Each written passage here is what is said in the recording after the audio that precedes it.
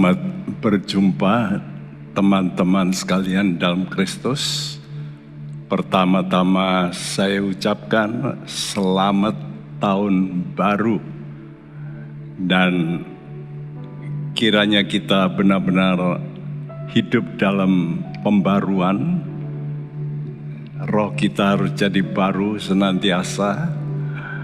Dan kami mohon maaf kalau ada kesalahan-kesalahan dalam penayangan dan sebagainya. Mohon dimaafkan supaya kita boleh menjalani tahun ini dengan hati yang lega dan penuh dengan berkat Tuhan. Saya pastikan kalau kita benar-benar berdoa dengan roh kita dan dalam kebenaran, kita akan tetap bertahan, bersukacita, bahkan menantikan hari yang paling besar, kerajaan Tuhan. Mari kita berdoa. Bapa kami dalam sorga, hari ini adalah tepat tahun yang baru, tahun 2022. Kami semua mau menjadi anak-anak Tuhan yang semakin lekat, semakin Tuhan mempunyai pikiran kerajaan yang lebih kuat. Visi kami jelas, itulah kerajaan Tuhan Yesus Kristus. Dan misi dari gereja kami, yaitu semua anak-anak Tuhan bisa menjadi imam-imam, melayani Tuhan dengan hati yang sungguh-sungguh dalam kekudusan. Berfirmanlah Tuhan, dan kami mau memuji-muji Tuhan dalam nama Tuhan Yesus. Semua kita yang percaya berkata bersama, amin. Marilah kita berkata, Tuhan, kerajaan-Mu datanglah, dan biar kehendak-Mu jadilah. Kerajaan-Mu datanglah, kehendak-Mu jadilah, di bumi seperti di surga. Kerajaan-Mu datanglah, kehendak-Mu jadilah, di bumi seperti di surga. Muliakanlah Raja, segala raja, penguasa di udara diruntuhkan. Biarlah nama Tuhan ditegakkan sekarang, kemuliaan kuasa-Nya atas kita. Kerajaan-Mu datanglah, kehendak-Mu jadilah, di bumi seperti di surga. Kerajaan-Mu datanglah, kehendak-Mu jadilah, di bumi seperti di surga. Kerajaan-Mu datanglah, kehendak-Mu jadilah, di bumi seperti di surga. Muliakanlah Raja, segala raja, penguasa di udara diruntuhkan. Biarlah nama Tuhan ditegakkan sekarang, kemuliaan kuasa-Nya atas kita. Muliakanlah Raja, segala raja, penguasa di udara diruntuhkan. Biarlah nama Tuhan ditegakkan sekarang, kemuliaan kuasa-Nya atas kita. Muliakanlah Raja, segala raja, penguasa di udara diruntuhkan. Biarlah nama Tuhan ditegakkan sekarang, kemuliaan kuasa-Nya atas kita. Katakan, muliakanlah. Ya, muliakan Dia. Haleluya. Amin, amin Tuhan. Biarlah nama Tuhan ditegakkan sekarang, kemuliaan kuasa-Nya atas kita. Serukan, muliakanlah Raja, segala raja, penguasa di udara diruntuhkan. Yes. Amin Tuhan. Biar nama-Mu jadi kuat, jadi tegak. Haleluya, muliakanlah. Yes Tuhan. Nama-Mu mulia Tuhan.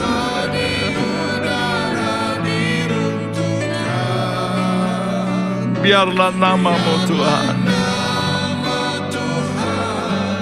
ditegakkan sekarang, kemuliaan kuasa-Nya atas kita. Kerajaan-Mu datanglah, kehendak-Mu jadilah di bumi seperti di surga. Di bumi seperti di surga. Di bumi seperti di surga. Haleluya.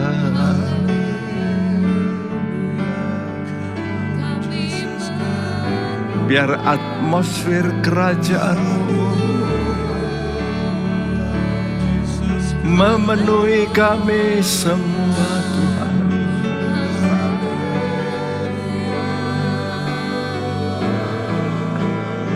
Kami bersyukur,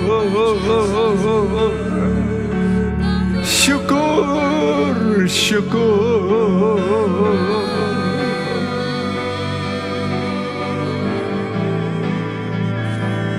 Allah hakim kami, penguasa kami.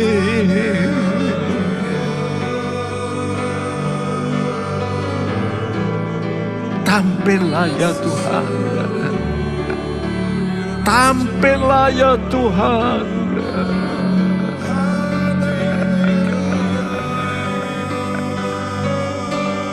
Tampillah Tuhan.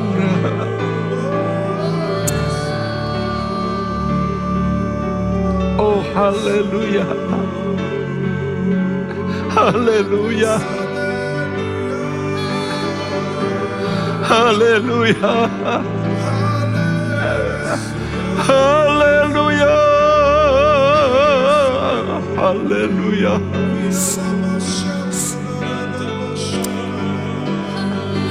Haleluya. Datanglah Tuhan, datanglah. Hadirat-Mu, yes Lord, yes Lord.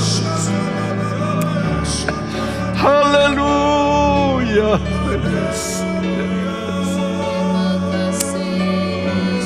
Haleluya.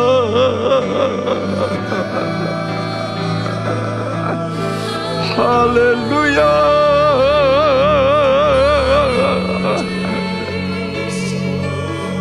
Oh ya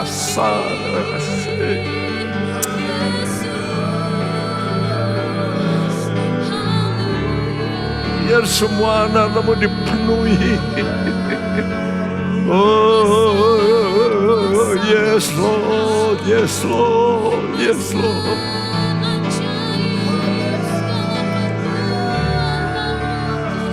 Glory, glory.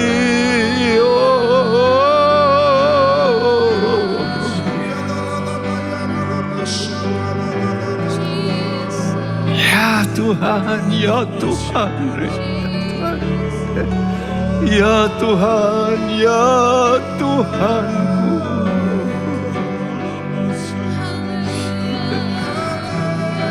Terima kasih, terima kasih, terima kasih.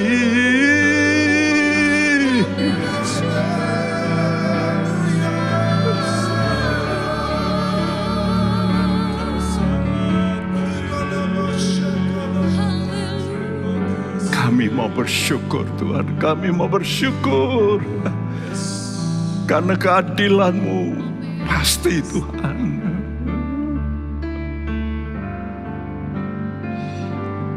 Aku hendak bersyukur pada Tuhan karena keadilan-Nya, dan bermazmur bagi nama Tuhan yang maha tinggi. Aku hendak bersyukur pada Tuhan karena keadilan-Nya, dan bermazmur bagi nama Tuhan yang maha tinggi. Ya Tuhan, yes Tuhan, amin Tuhan.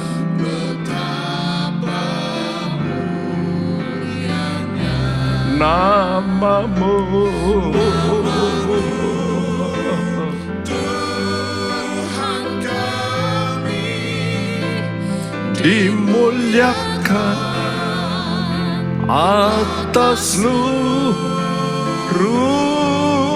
bumi.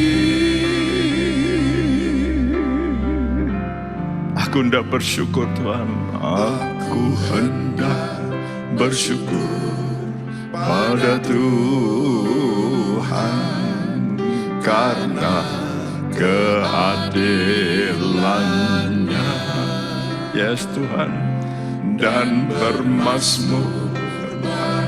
Kami mau bermazmur bagi nama-Mu ya Tuhan. Aku hendak bersyukur Tuhan. Yes Tuhan, karena keadilan-Mu Tuhan, dan bermazmur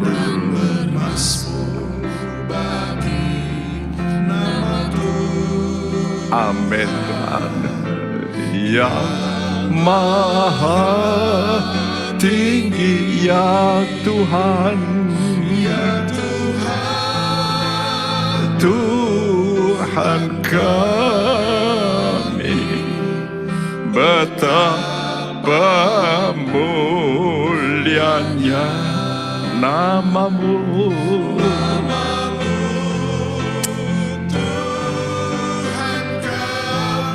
Dimuliakan atas seluruh bumi. ya Tuhan. Yes Tuhan. Betapa mulianya nama-Mu.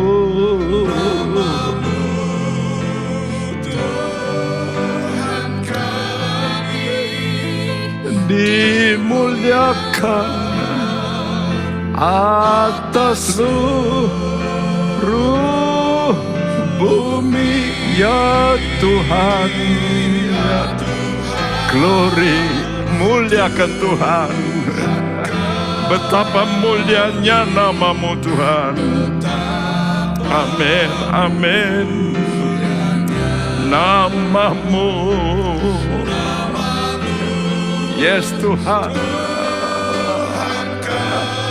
Dimuliakan, dimuliakan, dimuliakan atas seluruh bumi.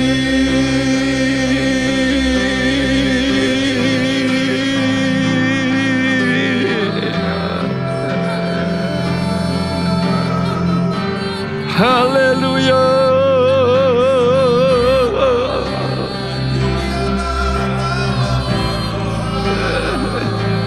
Haleluya.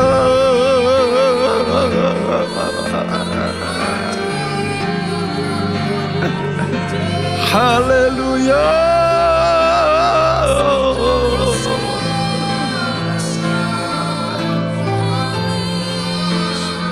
Setiap lutut pasti bertelut ya Tuhan.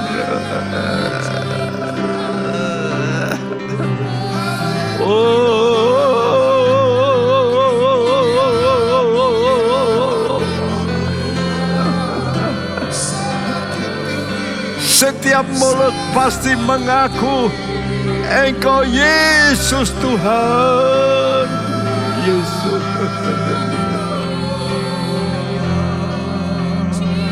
Glory, glory.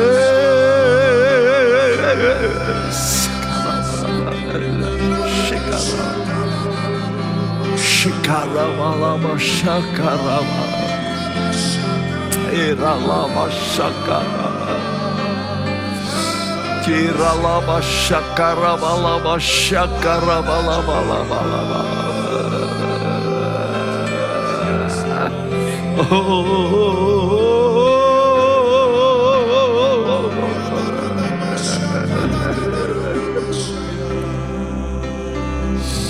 Kami bersorak Tuhan, jiwa kami memuja, jiwa kami memuji.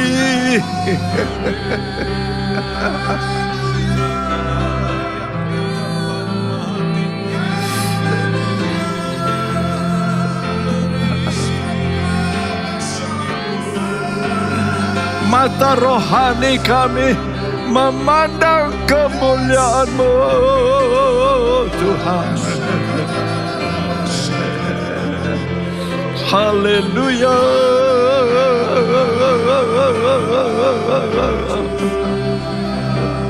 Glory.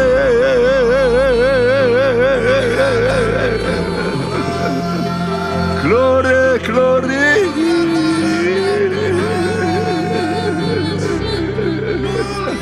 Kami muliakan nama-Mu.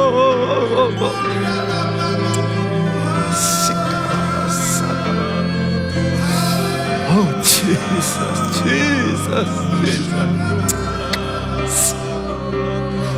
Oh ya sanapa, ya rasanapa, rasa ya Tuhan, seke.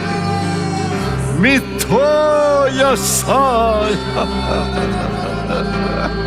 Engkau besar, Engkau besar, besar Tuhan. Hadiran-Mu di sini Tuhan. Oh,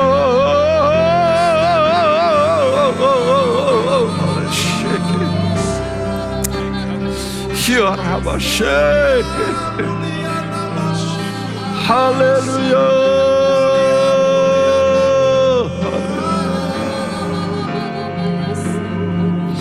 Haleluya.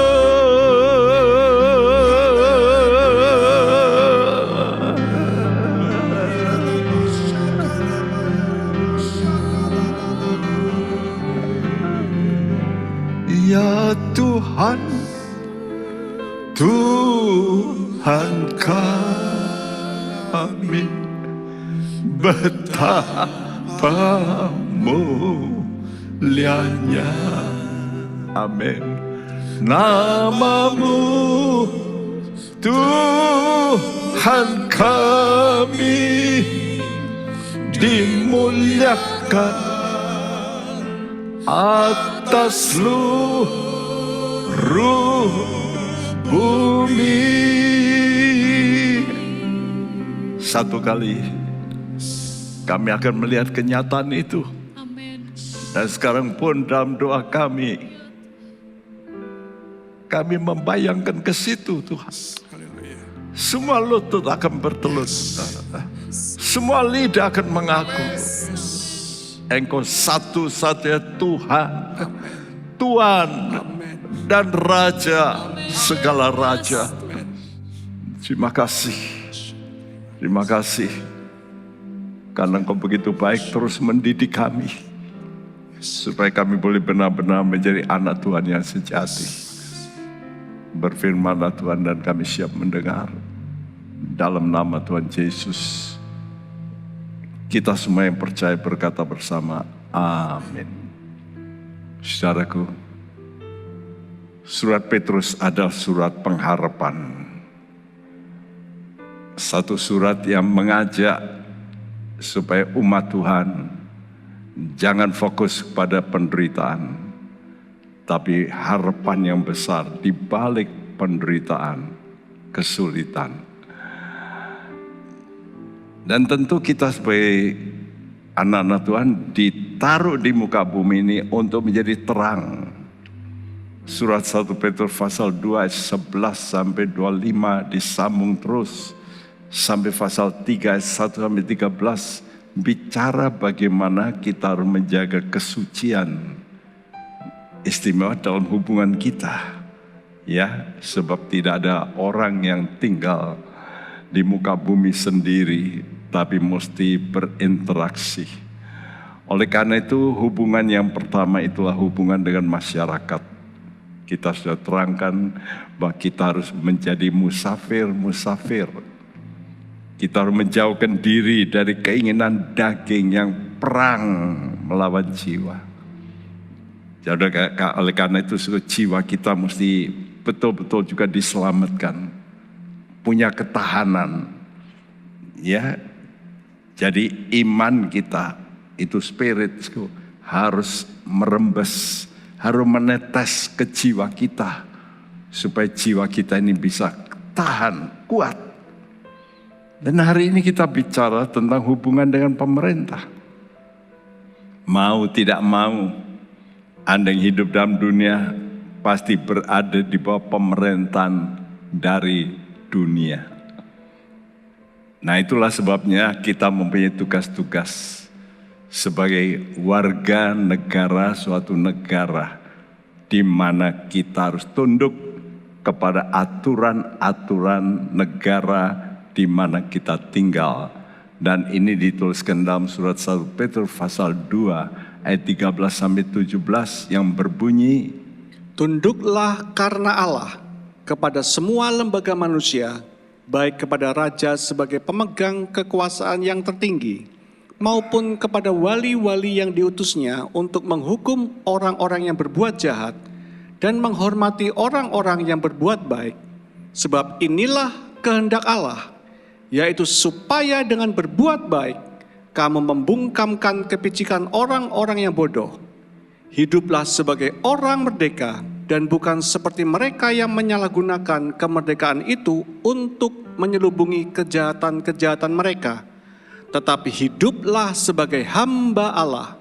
Hormatilah semua orang, kasihilah saudara-saudaramu, takutlah akan Allah, hormatilah raja.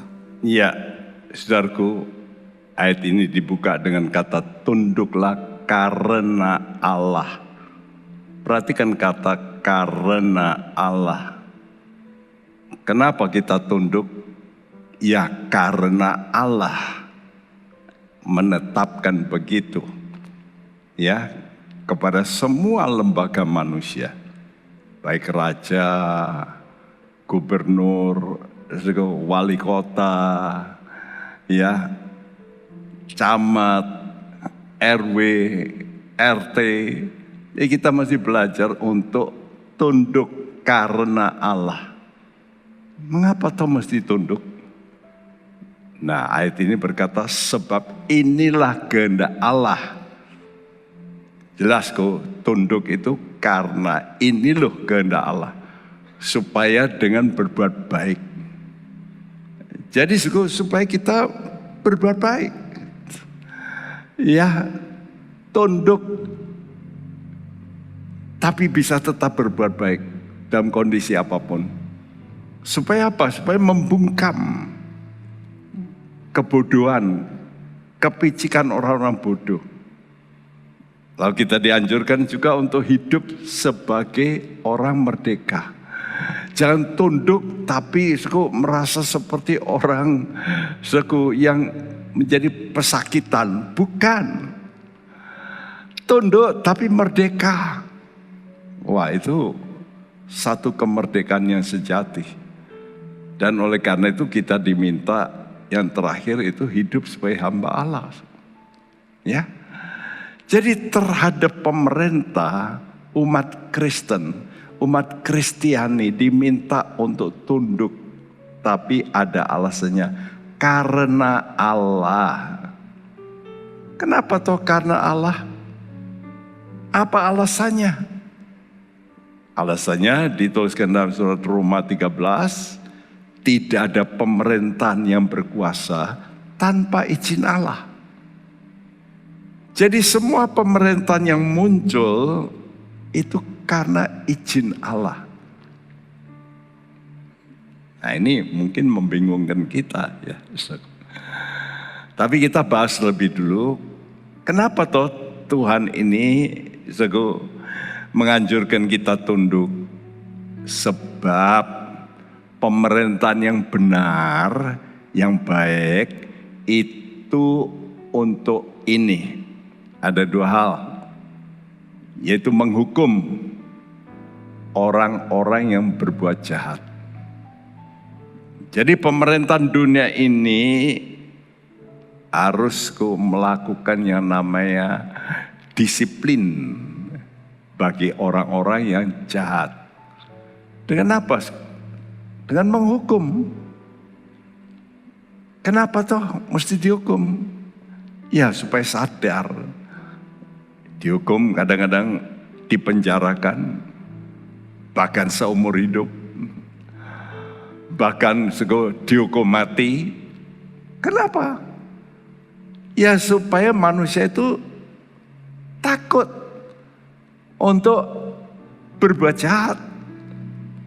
Jadi menghukum orang-orang jahat, khususnya ini maksud Tuhan utama, supaya manusia bisa bertobat.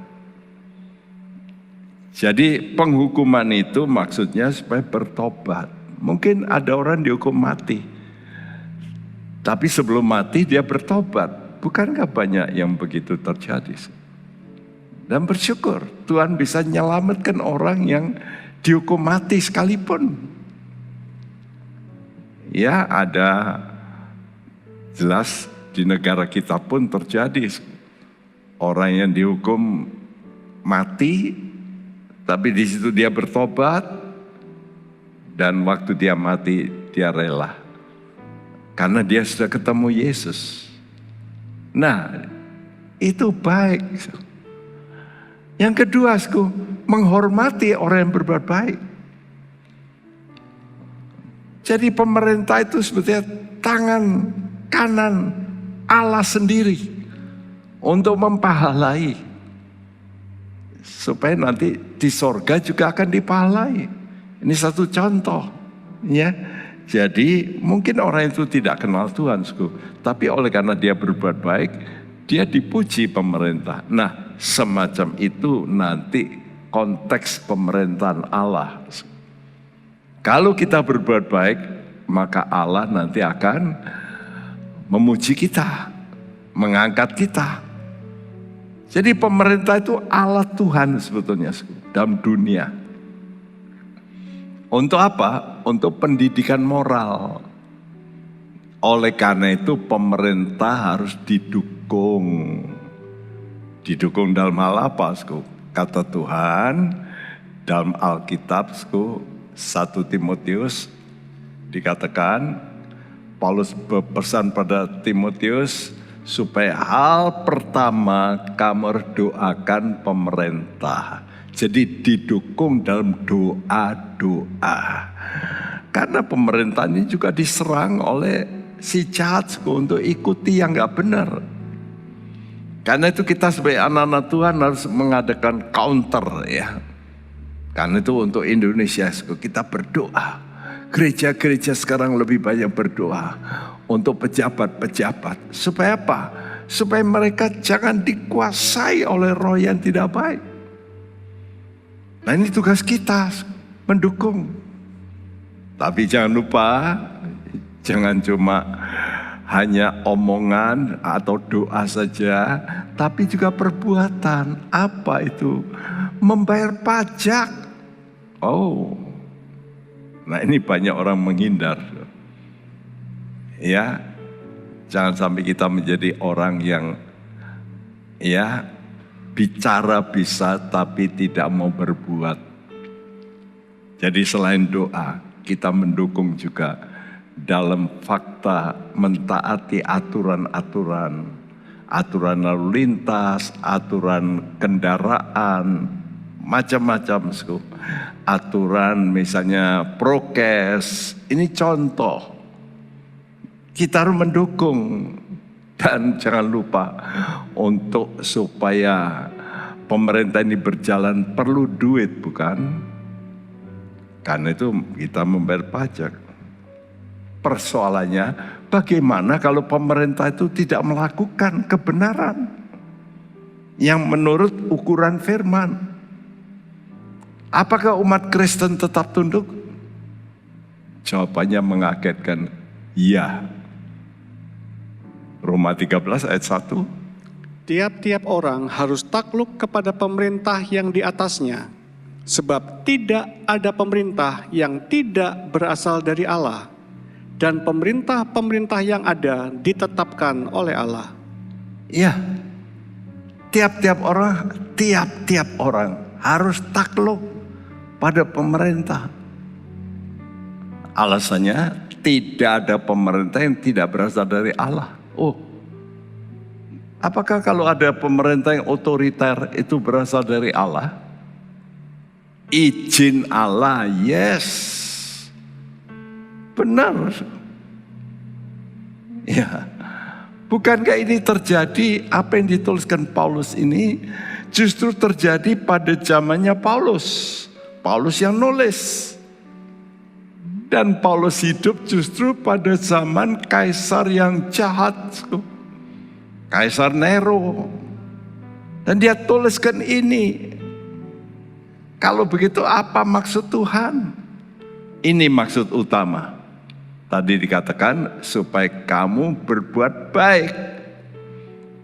Jadi anak-anak Tuhan harus tetap berbuat baik di tengah pemerintahan yang bobrok sekalipun.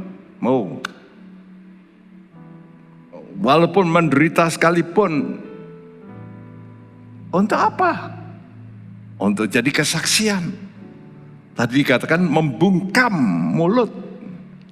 Dan ini terjadi pada zaman Nebukadnezar. Orang-orang sekitar Nebukadnezar jahat. Dan membuat jerat Sadrak, Mesak, Abednego sampai masuk dapur api. Bukankah itu jahat? Pemerintahan yang jahat dengan cara diadakan acara untuk nyembah patung. Akhirnya 3 orang ini masuk dapur api. Tapi disitulah terjadi apa? Mujizat. Nah di situ Raja Nebukadnezar sampai tunduk. Wow, ada Allah yang hidup. Jadi membungkam mulut para lawan. Bahkan Sadrak, kawan-kawannya juga diangkat tinggi oleh Nebukadnezar. Hal yang kedua, maksud Tuhan yang lain itu karena Tuhan ingin menghajar umatnya yang jatuh dalam dosa. Pada waktu Nebukadnezar menyerang, kenapa kok bisa diserang, jatuh ke tangan Babel? Ya karena orang Israel jatuh dalam penyembahan berhala karena raja-rajanya membawa ke situ. Sehingga Tuhan menghajar. Dan inilah yang dikeluhkan oleh namanya Nabi Habakuk. Tuhan, di mana keadilanmu? Aneh. Orang Babel itu penyembah berhala lebih jahat dari kami. Kami juga keliru. Tapi bukankah orang Babel lebih keliru? Kenapa Tuhan izinkan ya untuk menghajar kami? Nah, lalu Tuhan kata, ya, waktu dia berdoa, Tuhan kata, nanti kamu akan tahu, ya, orangku yang benar akan hidup oleh iman. Jadi di tengah masalah kita mesti tetap beriman bahwa yang dilakukan Nebukadnezar juga akan berhenti. Kalau dia terus tidak mau juga yang benar, pasti akan dihentikan oleh Tuhan. Karena itu kita tidak perlu mengadakan perlawanan seperti raja-raja melawan, memberontak. Padahal Yeremia berkata, sudahlah taklukkan dirimu. Itu kehendak Allah. Tapi mereka nggak mau. Maksud Tuhan untuk menghajar Israel. Tapi mereka berkata, kami kan lebih baik. Nah ini masalahnya. Yuk kita berkata, Tuhan memang jalanmu banyak yang tidak terselami. Kami mau belajar jalan-jalan Tuhan saja. Kami mau percaya Tuhan.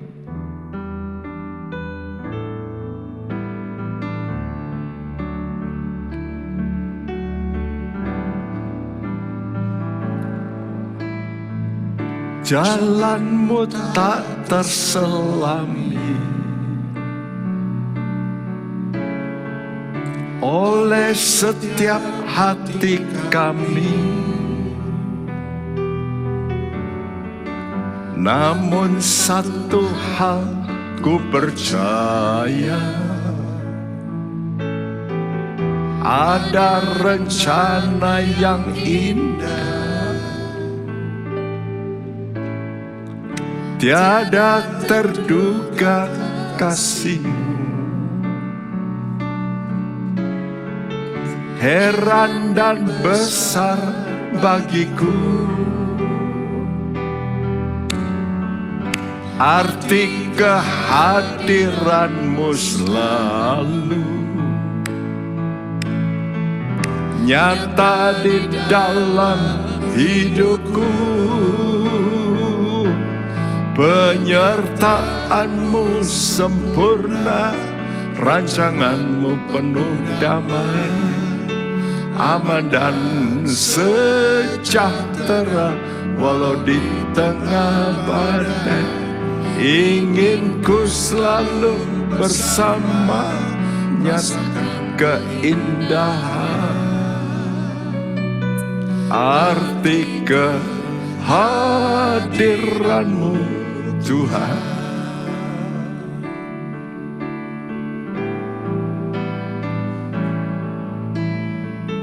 Jalan-Mu tak terselami oleh setiap hati kami. Yes Tuhan, kami mau tetap percaya.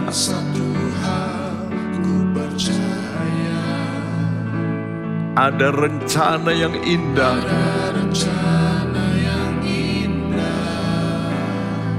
Jalanmu memang tidak terduga.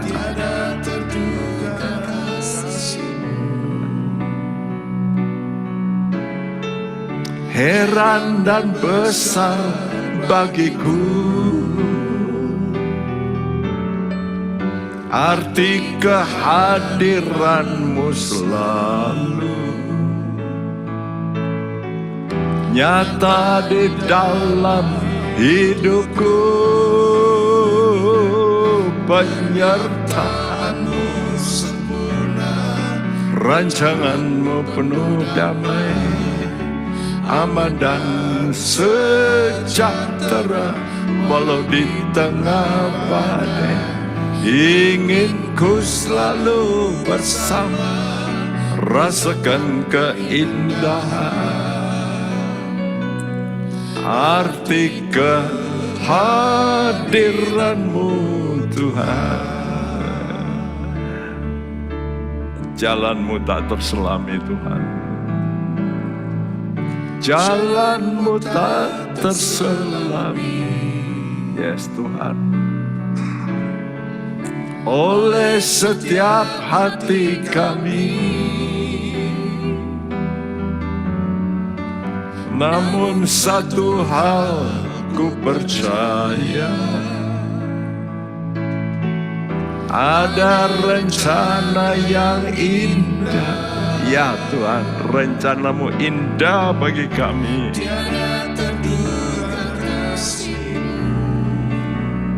Heran Tuhan.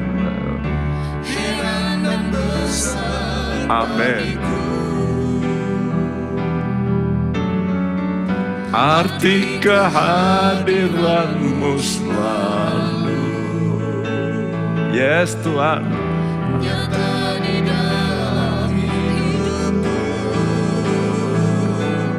Penyertaanmu sempurna, rancanganmu penuh damai, aman dan sejahtera walau di tengah badai.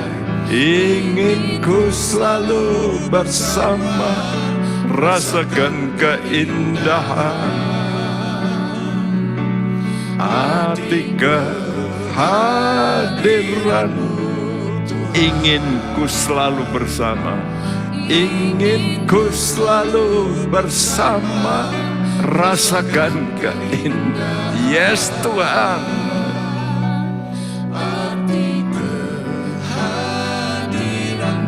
Ini yang penting bagi kami. Ingin ku selalu bersama. Yes Tuhan.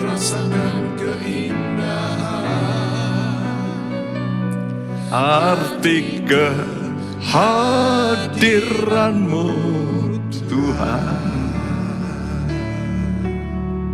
ini kami inginkan Tuhan. Apapun yang terjadi, kehadiranmu menjadi jawaban kami.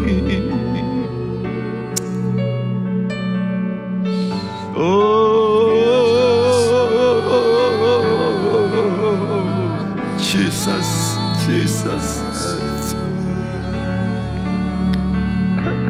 Hadir, hadir Tuhan.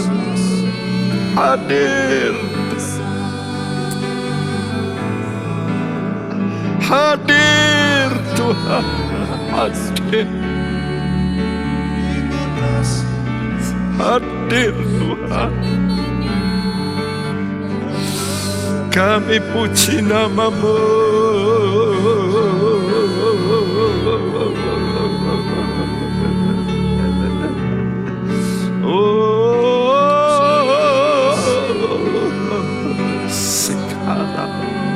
Sekarang.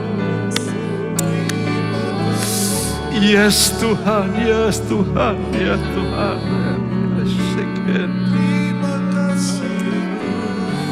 Jesus, Jesus, Jesus, Jesus, Jesus. Kami puji, kami bersyukur, kami bersyukur, bersyukur.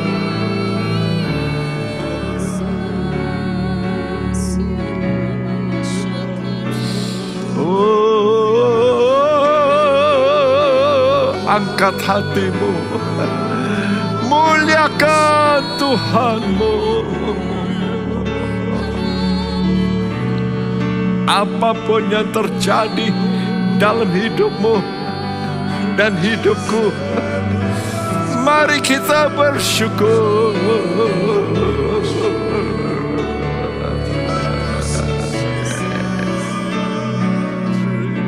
Yes Tuhan, nyatakan kemuliaan-Mu Tuhan.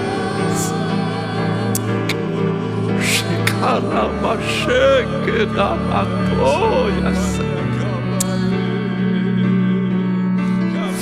Jesus, Jesus.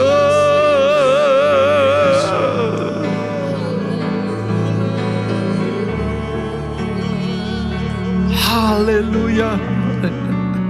Haleluya. Haleluya Tuhan.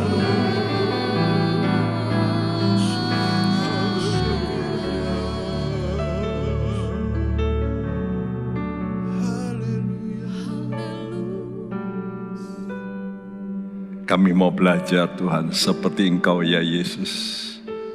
Walaupun Engkau Allah yang maha tinggi, Engkau mau menjelma menjadi manusia.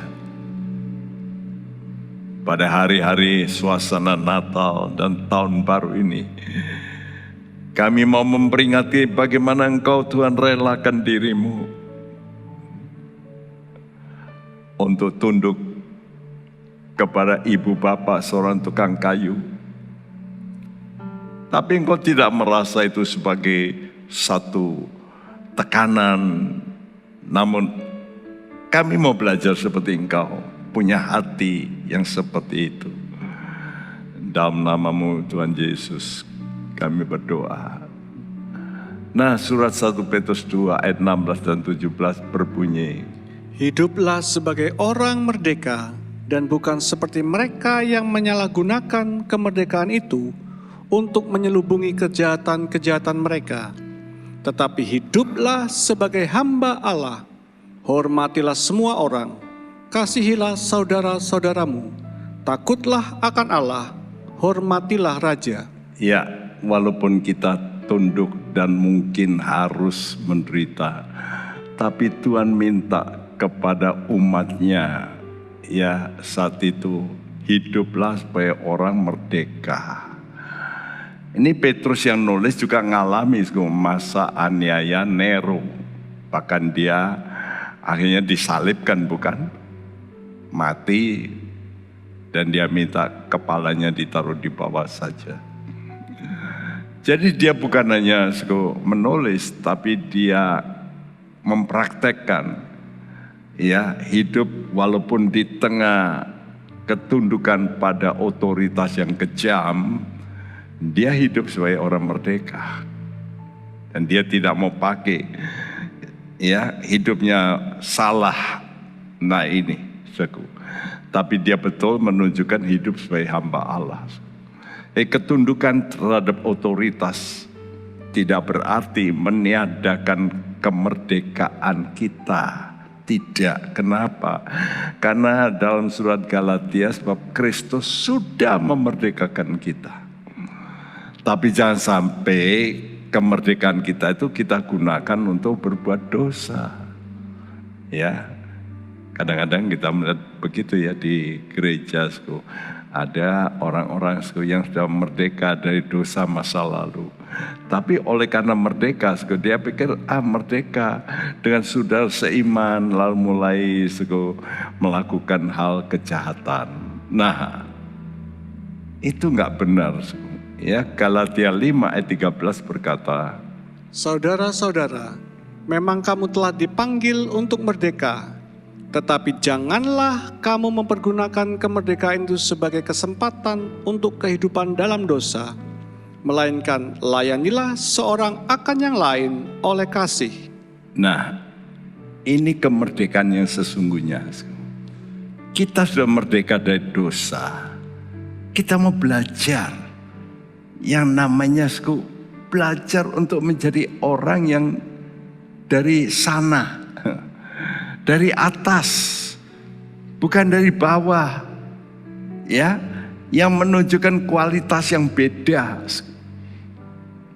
Kita tidak mau pakai kemerdekaan kita untuk lakukan hal-hal yang amoral, tapi justru kita melayani. Nah ini tanda. Kalau kita bisa begitu, otoritas mana yang bisa mempersalahkan kita? Nggak ada. Ya, kalau kita tetap melayani dengan kasih, otoritas manapun yang jahat, mereka akan melihat, waduh dijahati, tapi kok bisa bertahan, malah baik. Wow, itulah yang sudah ditunjukkan oleh Yesus. Dia dihina, dia diludahi. Apa yang dikatakan? Ampunilah Bapa, karena mereka tidak tahu apa yang dilakukan. Tuhan di tengah salib dia tetap melayani orang dengan kasih. Nah, oleh karena itu kita betul-betul diminta hidup sebagai hamba Allah. Kata hamba di sini dipakai suku kata doulos. Berarti budak. Hiduplah sebagai budak Allah. Jadi apa itu budak Allah? Budak artinya orang yang sudah dibeli dari pasar budak, dibebaskan dari tuan yang jahat, sekarang dapat tuan yang baik. Tapi lalu kita jangan semena-mena pada tuan yang baik. Nah ini banyak orang tidak bisa begitu. Ya, karena majikan saya Kristen, lalu oleh karena Kristen, lalu dia semena-mena. Mestinya lebih menghormati kata Tuhan. Kita mematuhi perintah Tuhan. Apa perintahnya? 4 perintah ini, Ini seperti tembakan buat kita yang kadang-kadang kita berkata, saya ini anak Tuhan, Dikatakan apa? Pertama, hormatilah siapa? Semua orang, semua. Karena itu saya juga belajar satpam di sini. Kalau masuk, saya tidak mentang-mentang saya orang penting. Saya juga hormati, kasih salam dengan cleaning service. Sudah boleh tanyakan sama mereka, apakah sikap saya arogan? Nah, kita mesti hormati apa? Semua orang. Wah, ini tidak mudah ya, bagi orang yang punya kedudukan. Kalau orang bawah mungkin mudah. Tapi orang yang punya kedudukan, tapi ini perintah, kamu ini hamba Allah loh. Budaknya Allah. Sekarang aku perintahkan begini. Yang kedua, kasihlah saudara-saudara. Brotherhood, ya. Jadi, cintai satu persaudaraan. Kita mesti mencintai satu persaudaraan. Dan ketiga, kalau kamu hamba Allah, takutlah akan Allah. Karena ucapan Allah itu manjur, sakti. Kalau dia bilang nanti ada neraka itu pasti. Ayo takut. Lalu diakhiri dengan kata hormatilah raja, otoritas.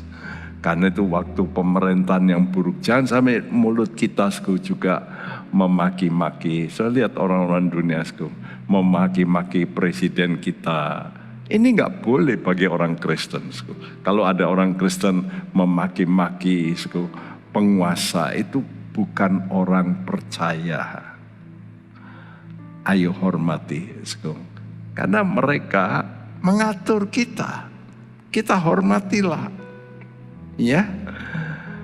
Karena itu kita mau hidup setiap waktu rindu untuk hidup dalam kebenaran Tuhan.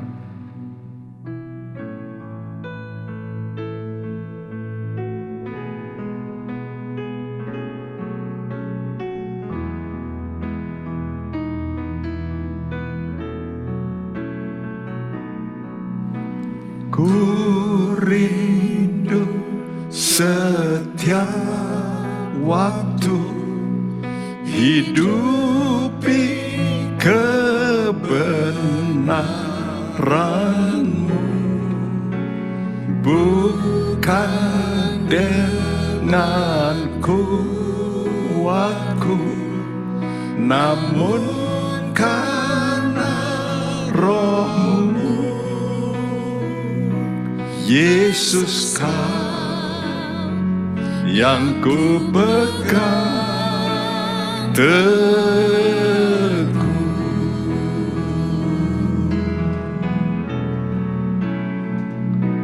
Engkaulah Tuhan, Engkaulah Raja. Mari kita mau menyerahkan hidup kita sebagai budak-budak Tuhan.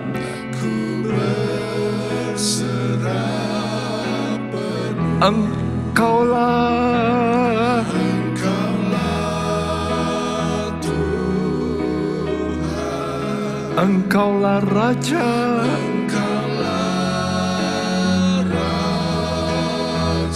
ya Tuhan, Engkau Raja kami.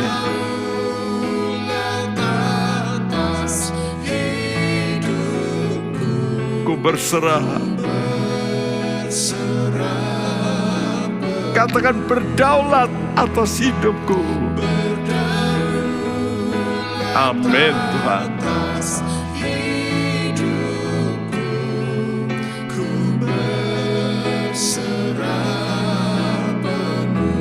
Ku berserah penuh.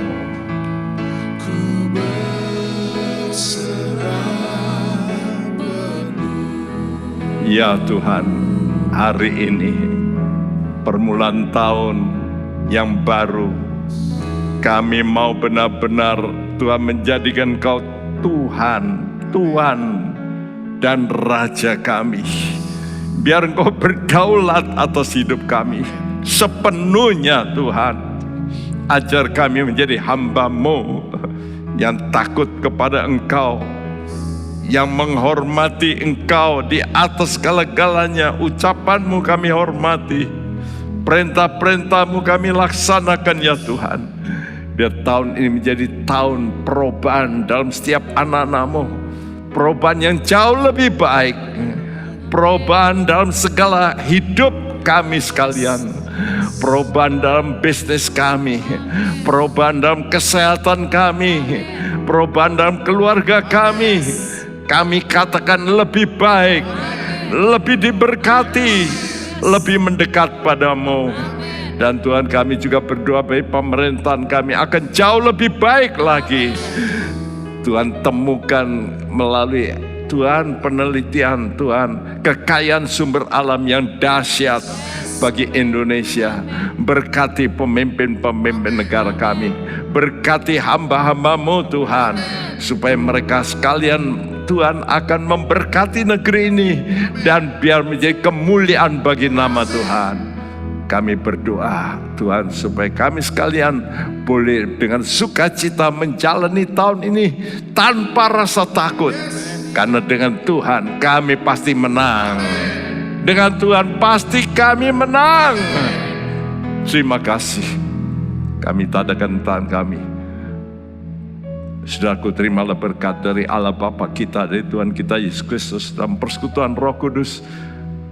Kiranya turun berkat-berkat sorgawi atas Anda sekalian. Diberkatilah keluar masukmu, diberkatilah bisnismu, diberkatilah kesehatanmu, diberkatilah keluargamu. Di dalam nama Tuhan Yesus Kristus. Dan semua kita yang percaya berkata bersama, amin. Tuhan memberkati Anda sekalian. Amin.